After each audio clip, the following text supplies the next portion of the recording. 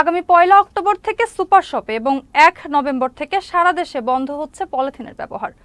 Polythene জাতীয় কোনো ধরনের ব্যাগ ব্যবহার করা যাবে না। পলিথিন ব্যবহারে নিষেধাজ্ঞা কার্যকর করার লক্ষ্যে সকালে রাজধানীর মোহাম্মদপুরে ক্লিন আপ কার্যক্রম উদ্বোধন ও বিকল্প সামগ্রী বিতরণ অনুষ্ঠানে এসব কথা বলেন পরিবেশ উপদেষ্টা সৈয়দা রিজওয়ানা হাসান চৌধুরী। এ সময় তিনি বলেন, পলিথিন ব্যাগ নিষিদ্ধের বিষয়টি কার্যকর করতে কাঁচা বাজার ও পলিথিন উৎপাদন কারখানায় অভিযান চালানো হবে। বিকল্প হিসেবে পাট, কাপড় ও কাগজের ব্যাগ ব্যবহারের উপর জোর দেন উপদেষ্টা।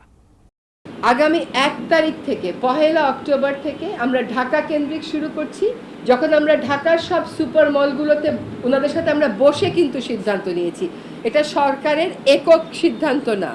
ওনারা সকলে সম্মত হয়েছেন যে 1 অক্টোবর থেকে কোনো সুপার শপিং মলে, চেইন যেগুলোকে আমরা বলি, সেগুলোতে ওনারা আর পলিথিন ব্যাগ ব্যবহার করবেন না, প্রোপাইলিন ব্যাগ ব্যবহার করবেন। 1 নভেম্বর থেকে কাঁচা বাজারগুলোতেও আমাদের কার্যক্রম, তখন কিন্তু এনফোর্সমেন্ট কার্যক্রম হবে, আজকের মতন আর আলাপ আলোচনার কার্যক্রম হবে না।